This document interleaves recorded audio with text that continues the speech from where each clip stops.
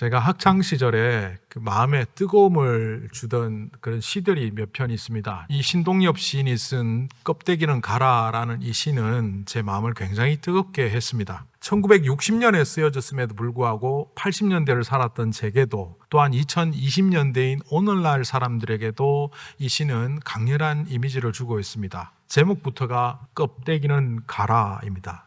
도대체 이 시는 뭘 보며 껍데기라고 했고 또 무엇을 향하여 알맹이라고 했을까? 제가 짧게 그 시를 한번 읽어보겠습니다. 4월도 알맹이만 남고 껍데기는 가라. 동학년 끝나루에 그 아우성만 살고 껍데기는 가라. 그리하여 다시 껍데기는 가라. 이곳에선 두 가슴과 그곳까지 내놓은 아사달과 아사녀가 중립의 초래청 앞에 서서 부끄럼 빛내며 맞절할지니 껍데기는 가라. 한라에서 백두까지 향기로운 흙 가슴만 남고 그 모든 쇠붙이는 가라.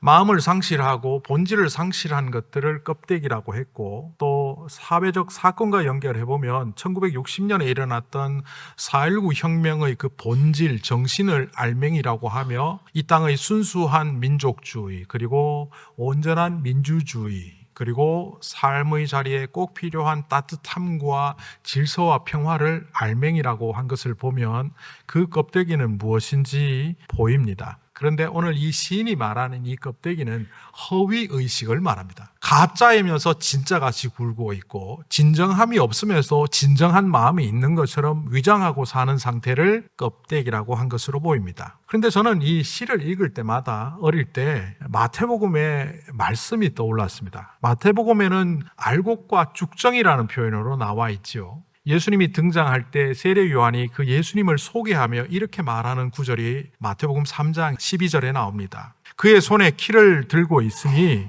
타작마당을 깨끗이 하여 알곡은 곳간에 모아드리고 쭉정이는 꺼지지 않는 불에 태우실 것이다. 키질을 해서 쭉정이는 불에 던지고 알곡만 선택한다는 이 이야기는 초림하신 예수님이 십자가에 달리셔서 이 땅을 구원하러 오셨지만 이 세례 요한이라는 사람은 그 나중에 오실 재림의 예수까지 예언하고 있는 것 같아서 이 말씀은 참 대단하다람과 동시에 무섭다라는 느낌이 옵니다. 그리고 마태복음 13장에 가면 예수님께서 알곡과 쭉정이 혹은 알곡과 가라지 비유를 사람들에게 말씀하시고 제자들을 불러서 그 비유의 진정한 의미가 무엇인지 알려주시는 장면이 나옵니다. 어떤 농부가 밀을 뿌려서 농사를 하고 있는데 밤새 이상한 사람이 와서 가라지를 뿌리고 갑니다. 겉은 비슷해 보이지만 또 자라면서도 구분이 잘 되지 않아서 가라지를 뽑다가 밀을 뽑을 수도 있지만 이 가라지는 추수의 계절에 가면 알곡을 내지 못하는 쭉정이 껍데기에 불과하다는 겁니다. 반면 이 참된 이삭은 알곡이 되어서 추수에 농부에게 기쁨을 준다는 겁니다. 그런데 예수님은 이 비유 속에서 알곡과 쭉정이는 이 세상에서 혼재되어 있을 것이고 심판 때까지 그대로 내버려 두어야 한다는 이야기를 알려주십니다. 이 이야기를 보면서 저는 어린 시절 그 신동엽 시인의 껍데기는 가라라는 이미지와 함께 그리스도인은 알곡의 삶을 살아야 되겠구나. 세상이 나에게 주는 허위의식, 세상이 나에게 주는 겉으로의 모양이 아니라 주님께서 원하시는 그 겸손한 삶을 살아야 되겠구나. 그렇게 제가 정리하고 이 말씀에 또 혹은 그 시에 마음의 따뜻함을 가졌던 적이 있습니다. 그런데 저는 한동안 이 내용을 잊어버리고 살았습니다. 그러다가 2001년 당시에 제가 즐겨가던 코엑스에 있던 큰 서점에 가서 책 한 권을 붙잡았습니다. 저는 보통 책을 선택할 때 컨텐츠를 보고 그 안에 있는 내용도 일부 읽어보고 택합니다. 그래서 책을 사러 가면 어떤 때는 하루 종일, 어떤 때는 몇 시간에 걸쳐서 책을 선택하곤 했습니다. 그래서 제가 쉬는 날 월요일은 거의 서점에 가곤 했었습니다. 그런데 이 책은 제목을 보자마자 바로 책을 샀습니다. 책의 제목은 두 사람이 공저로 되어 있는데 껍데기 목회자는 가라였습니다. 본질을 떠나서 자기가 뭘 해야 할지도 모르고 열심히 살아가는 목회자가 되지 말고 하나님의 뜻을 분별하여 공동체를 주님 뜻에 합당한 공동체를 만들어가는 목회자야말로 알맹이 있는 목회자란 그런 메시지였습니다. 저는 이 책을 읽으며 다시 한번 저를 돌아보았습니다. 나는 과연 세상에서 알맹이 있는 자인가 껍데기인가? 그걸 다르게 표현하면 세상은 나를 보면서 그리스도인인 줄 아는가? 나를 통하여 그리스도의 향기가 나오고 있고 누가 봐도 그리스도인의 모습으로 살아가고 있는가? 아니면 세상 사람들과 나는 구분이 전혀 되지 않는 쭉정이에 불과한가? 오늘 여호수아 5장 1절 말씀을 몇 주 전부터 계속 묵상하면서 그주 한 주 설교를 준비하면서 5장 1절의 말씀 갖고 어떻게 설교를 나누는 것이 좋을까 묵상할 때마다 저한테 자꾸 껍데기는 가라라는 신동엽 시인의 시가 떠올랐고 마태복음의 알곡과 쭉정이가 떠올랐고 껍데기 목회자는 가라라는 그 책이 떠올랐습니다. 도대체 5장 1절에서 무엇을 말하는지 다시 한번 읽어보겠습니다. 요단강 서쪽에 있는 아모리 사람의 모든 왕과 해변에 있는 가나안 사람의 모든 왕이 주님께서 이스라엘 자손 앞에서 그들이 요단강을 다 건널 때까지 그 강물을 말리셨다는 소식을 듣고 우리가 이미 보아온 바와 같이 요단 동편에 있던 이스라엘 백성들이 하나님의 역사하심을 통하여 서편으로 이동할 때 요단강 강물이 말라버렸습니다. 갈라졌다는 표현보다는 말랐다는 표현이 정확하겠죠. 바다는 양쪽으로 강둑을 쌓듯이 물이 가두어진 반면 강물은 흐르는 방향 때문에 상류 쪽에서 흐르는 물을 가두어 버렸기 때문에 그 아랫단은 전부 말라버렸을 겁니다. 그런데 홍해를 건널 때에도 그 소식이 그 백성들의 마음에 두려움을 줬겠지만 이것은 저 멀리 다른 곳에서 일어난 사건이 아니라 바로 목전에서 자기들이 너무나 잘 알고 있는 우기에 물이 가득한 사람들이 건너다가 수많은 사람들이 목숨을 잃거나 잃을 뻔한 그 강물이 말라버린 채 한 민족이 이동했다는 이야기는 그들에게 놀라움으로 다가왔습니다. 그래서 그 소식을 듣고 그들이 어떻게 반응했는지 5장 1절 하반절에 이렇게 말합니다. 그들은 간담이 선을 했고 이스라엘 자손 앞에서 아주 용기를 잃고 말았다. 우리말로 간담이 선을 했다라고 말하지만 이 원어에 가깝게 직역을 하면 심장이 부들부들 떨렸다, 심장이 녹았다라는 표현이 맞습니다. 우리나라 사람들은 두려운 사건이 일어날 때 주로 신체 장기의 간과 연결해서 말합니다. 간이 콩알만해졌다. 간이 줄어들었다. 그런데 서양 사람들이나 유대인들은 심장과 관련해서 말합니다. 심장이 부들부들 떨렸다. 오늘 여기 히브리어는 심장이 녹았답니다. 어떤 상태일까요? 또 그 뒤에 용기를 잃고 말았다라고 번역을 하지만 이것을 직역하면 루아흐가 말랐답니다. 영혼이, 정신이 말랐답니다. 우리는 정신이 나갔다라고 하죠. 넋이 빠졌다라고 말하지만 이 얼 빠졌다 그러죠. 그게 영혼이 빠진 상태입니다.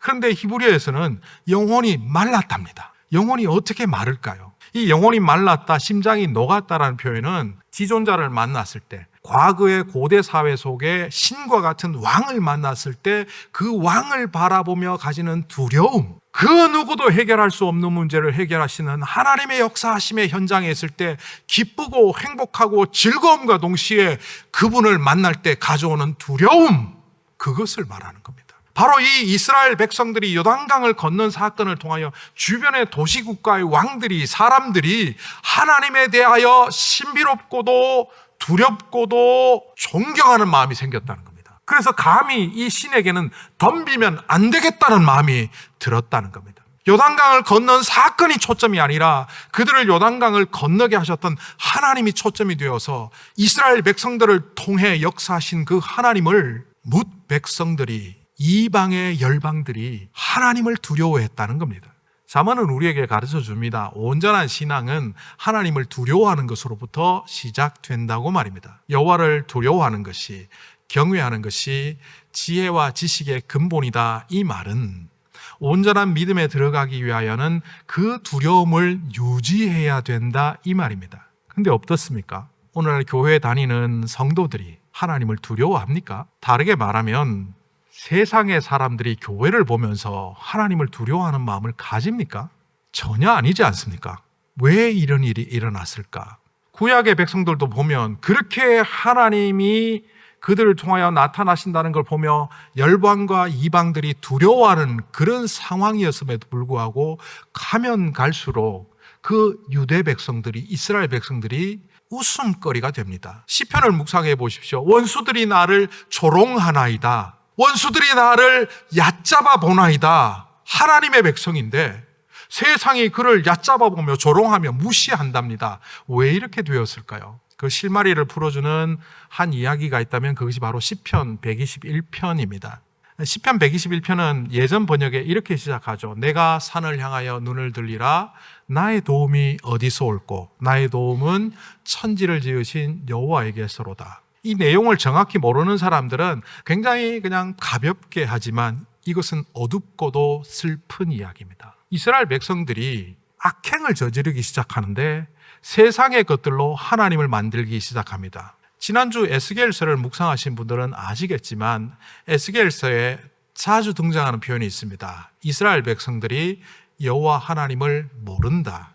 그래서 내가 그들에게 이 심판을 통하여 여호와가 누구인지 알게 하리라. 그들은 끊임없이 산과 골짜기에 산당을 지었고 이 산을 향하여 눈을 들리라라는 시편 121편은 풀어보면 이런 겁니다. 산마다 산당, 바마, 산당을 지어놓고 그것이 하나님이라고 말하며 세상을 왜곡하는 자들아, 진정한 하나님은 여호와시요 그분이 세상 만물을 창조하셨으며 너희를 구원하시는 분임을 알지 못하느냐, 이런 뜻입니다. 모세가 시내산에 올랐을 때 금송아지를 만들었던 그 배역의 시간을 여러분들은 기억하실 겁니다. 출애굽기에 나오는 그 장면에서 우리 성경에는 그냥 이 금송아지가 우리를 이집트에서 인도하여 낸 신이다라고 번역되어 있지만 히브리어로 보면 그 신이란 단어는 엘로힘입니다. 심지어는 그 분열 왕국 시대의 북이스라엘의 백성들은 우리의 하나님은 바알이다라는 의미에서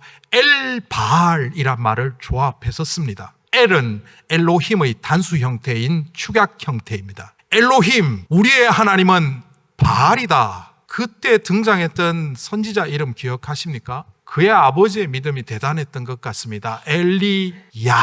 엘리야는 풀어보면 엘리, my God is 야훼, 여호와. 하나님은 바알도 아니고 아세라도 아니고 몰렉도 아니고 금송아지도 아니고 오직 여호와시다라는 말을 자기 이름 속에 고백하며 그는 사역을 했습니다. 이스라엘 백성들이 끊임없이 하나님을 모욕하고 하나님을 세상의 것으로 바꾸면서 복 주면 나 하나님이지, 뭐 여호와만 하나님이야, 바알이 복 주면 바알이 하나님, 금송아지가 복 주면 금송아지가 하나님, 이러고 사니까 하나님의 백성에 의하여 모욕을 당하신 하나님이 세상 사람들도 두려워하지 않게 된 겁니다. 이렇게 이스라엘 백성들은 서서히 무너지다 결국 구약에서 사라지고 말았습니다. 하나님께서 새로운 백성들을 택하셔서 신약교회로 예수님을 통하여 세우셨습니다. 그들은 보잘것 없었습니다. 제가 이번에 설교를 준비하며 여러 가지 논문을 통하여 표를 하나 만들었습니다. 1세기부터 5세기까지의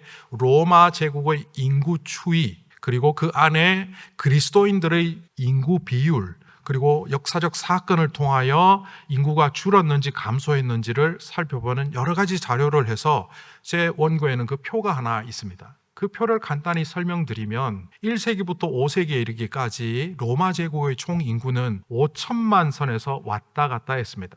1세기는 7천만 명, 2세기는 7천만 명, 3세기는 6천만 명대, 4세기에 이르러서 로마가 조금 쇠약해지면서 5천만 명으로 줄어들었다가 5세기에 이르러서는 4천만 명대까지 줄어들었습니다. 한국 인구가 5천만인데 아이고 로마 제국 별로 안 크네라고 말할지 모르지만 당시에 세계 전체 인구를 3억으로 잡는데 이 5천만, 7천만은 엄청난 인구입니다.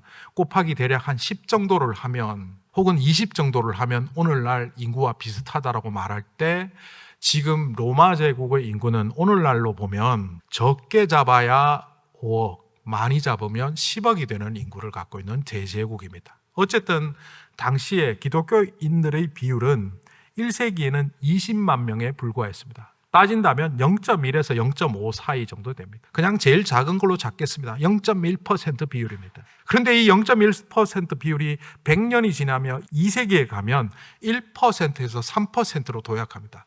그래봐야 전체 인구의 1%라고 말할지 모르지만 네로와 그 황제들의 탄압 속에서 1세기 신약교회 기독교인들은 무려 10배나 증가했습니다. 탄압의 시기에, 인정받지 못하는 시기에, 모욕을 당하고 죽임당하는 시대에 그들은 영혼군하여 제자 삼는 교회를 세워가며 다음 세대 2세기 후손들에게 10배의 교회를 남겼습니다. 그리고 3세기 이르러 기독교인들의 숫자는 수백만 명에 이르게 되는데 적게 잡아도 10%, 많이 잡으면 15%의 인구 비율로 증가합니다. 도시는 한 30%까지, 시골은 한 5%, 10%.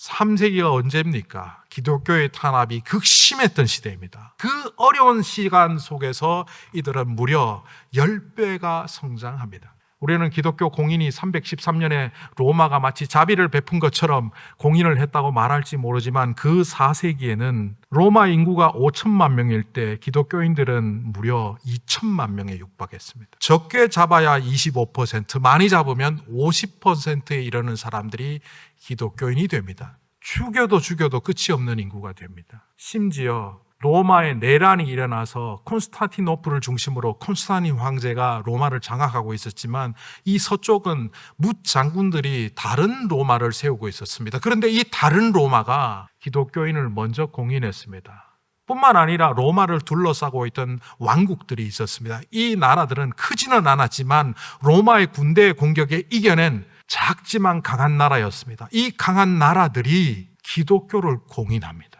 그러니까 주변에서도 반대편도 기독교를 공인하고 내 나라 안에서도 50%에 육박하는 인구가 기독교인이다 보니 로마 황제는 기독교를 공인한 게 아니라 손들고 항복해버린 겁니다. 그래서 공인하고 국교로 삼은 거지 그들이 무슨 자비를 베풀어서 기독교를 인정한 게 아니라는 겁니다. 신약교회는 하나님을 두려워했기 때문에 세상을 두려워하지 않았습니다. 로마의 공권력이 그들을 죽이려고 해도, 아니 죽여도 두려워하지 않았습니다.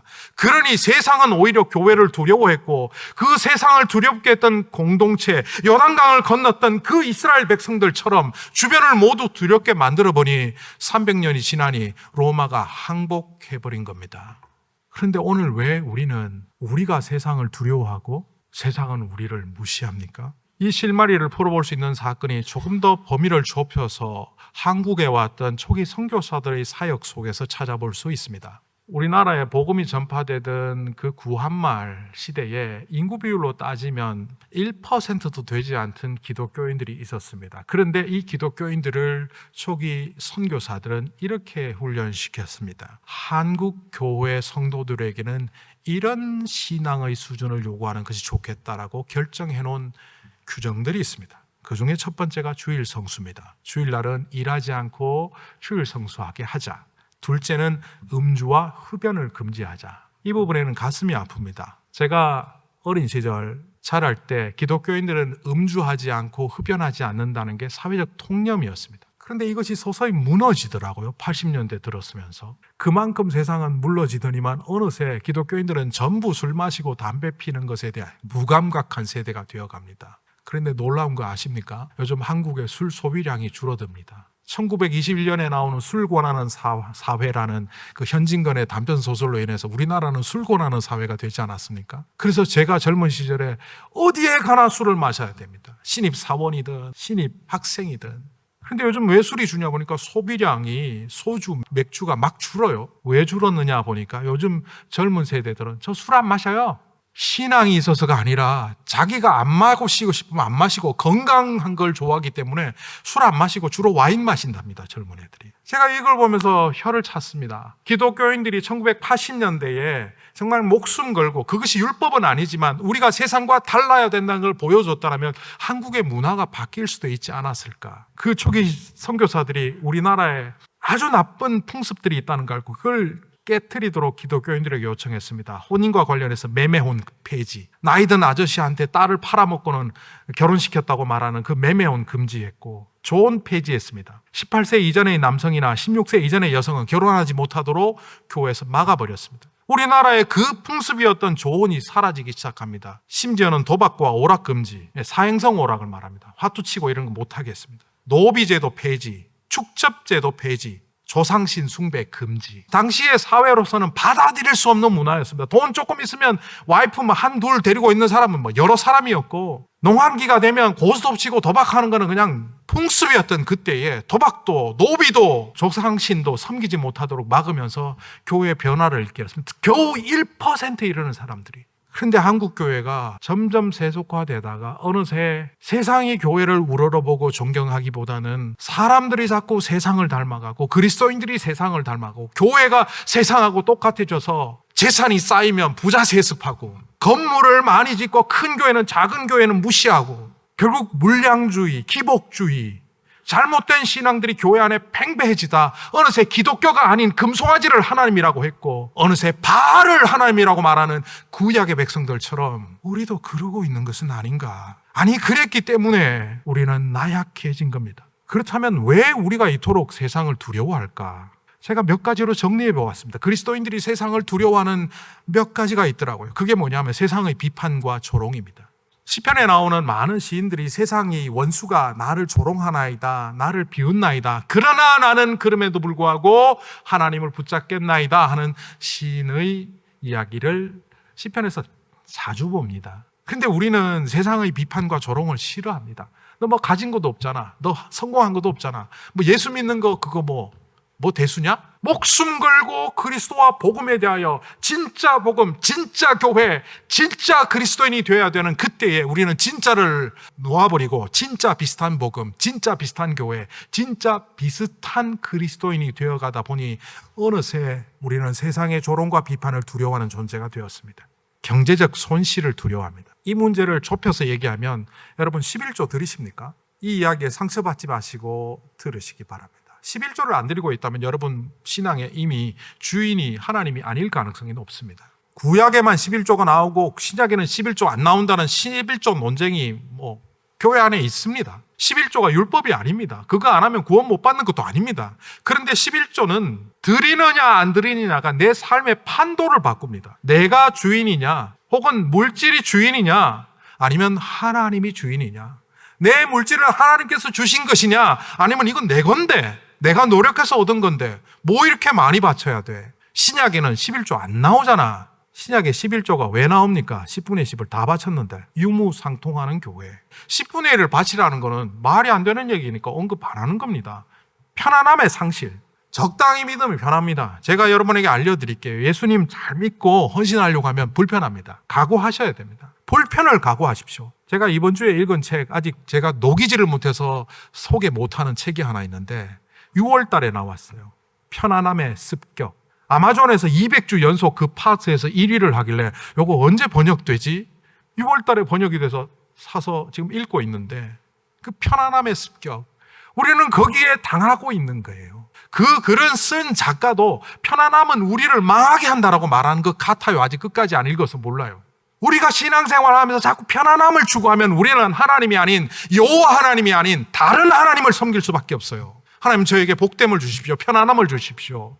이 땅에서 잘 먹고 잘 사는 것 주십시오. 할렐루야 아멘. 그런데 하나님이 그걸 들어주시지 않을 때 불편함을 느끼고 거기에 대하여 마음에 불쾌함을 느낄 때 하나님을 버립니다. 세상의 가치와 동화되어가는 것에 대하여 경계해야 되는데 그것을 경계하지 않고 점점 세상과 같아집니다. 교회의 기준도 얼마나 큰 건물을 가졌느냐, 얼마나 많은 성도가 모이느냐, 얼마나 많은 재정이 있느냐를 갖고 교회를 평가하기 시작하면 세상과 다를 바가 뭐가 있습니까?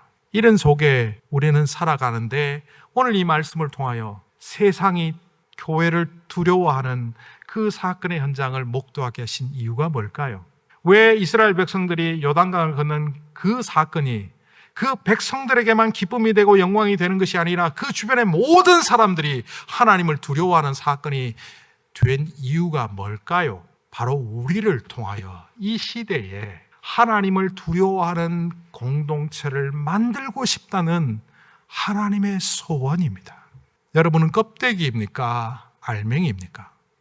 제가 최근에 분노한 사건이 하나 있습니다. 이거를 지극히 개인적인 해석이 들어갔기 때문에 조심스럽기는 하지만 말씀을 드립니다. 지금 캄보디아와 태국이 전쟁을 합니다. 캄보디아의 국력은 태국의 10분의 1밖에 되지 않습니다. 군사력도 전투기 하나 없습니다. 근데 어떻게 전쟁을 일으켰을까 궁금했습니다. 1997년부터 몇 년에 걸쳐서 캄보디아 선교를 갔고, 그때 총리였던 훈센이 지금도 나라를 통치하고 있는 상원 의장으로서 아들을 총리로 허수아비로 세워놓고 온 나라를 통치하고 있는 그 나라를 종종 기도했습니다. 그래서 저는 캄보디아가 마음에 있는데, 보니까 2023년 UN 마약과 범죄 사무소 UNODC에서 발표한 자료를 보니까 이 캄보디아가 1년에 한 400억 달러 정도의 GDP를 만들어내는데 이 중에 절반 가까이가 범죄로 인해서 발생하는 수익이라는 겁니다. 이른바 스캠 범죄.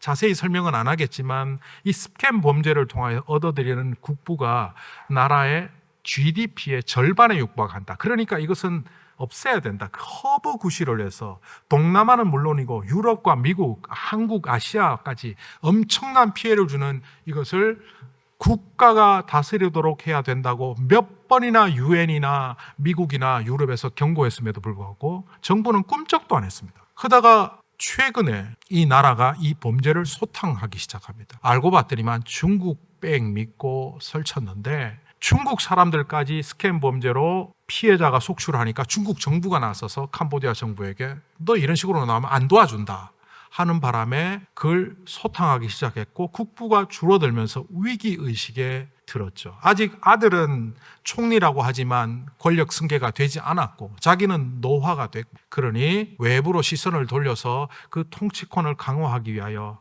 무려 10배나 강한 나라에 전쟁을 걸어서 민간인들과 군인들을 죽게 만들었습니다. 저의 해석이 많이 들어가 있습니다. 그런데 8, 90%는 맞습니다. 저는 이게 분노가 이렇습니다. 이 훈센 그때도 복음도 못 전하도록 25년 전에는 방해해야 하더니만 지금도 그 나라 백성들을 이렇게 못 살게 구는구나. 한 사람이 잘못된 것을 바라보며 권력을 두려워하며 돈을 두려워하며 그것을 숭상하면 온 나라가 망합니다. 오늘 우리가 하나님의 백성으로서 제대로 살아가지 못하고 알맹이가 아닌 껍데기의 삶을 살면 하나님의 나라가 망하고 교회가 망하고 이 땅의 정의와 평화는 사라지게 된다는 것, 그것입니다. 그러면 누군가 반론을 제기할 겁니다.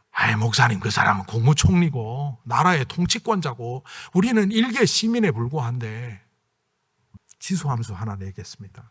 1mm 두께의 종이를 30번 접으면 그 두께가 얼마나 되겠습니까? 한 번 접고 두 번 접고 1mm 접어봐야 그게 얼마나 될까? 30번을 접으면 제가 함수값을 계산해 보니까 1074km가 됩니다. 1mm의 얇은 종이가 30번을 접으면 에베레스트산 저리 가라고 할 만큼 높이가 쌓입니다. 달까지는요. 그 종이를 거기서 12번 더 접으면 42번을 접으면 1mm의 두께가 42번 접히면 지구부로부터 달까지의 거리가 됩니다. 우리는 1mm 같은 존재일지 모릅니다. 그러나 하나님께서 우리와 함께 하셔서 역사하시는 것을 믿으며 전능의 하나님의 거룩함 속으로 들어갈 때 우리는 마치 지수함수처럼 증가하고 증가하고 증가하여 결국은 세상에서 가장 높은 산보다 더 높은 높이로 지구에서 달까지 가는 그 거리를 넘어서는 높이를 만들 수 있는 자들이 바로 우리들입니다. 우리가 껍데기가 아닌 알맹이로 살아갈 때 하나님은 이런 역사를 하실 수 있는 분을 믿으며 오늘도 껍데기를 버리고 알맹이가 되어가는, 세상을 두렵게 하는 그리스도인, 세상을 두렵게 하는 교회, 세상을 두렵게 하는 복음의 사자가 되시기를 간절히 축복합니다.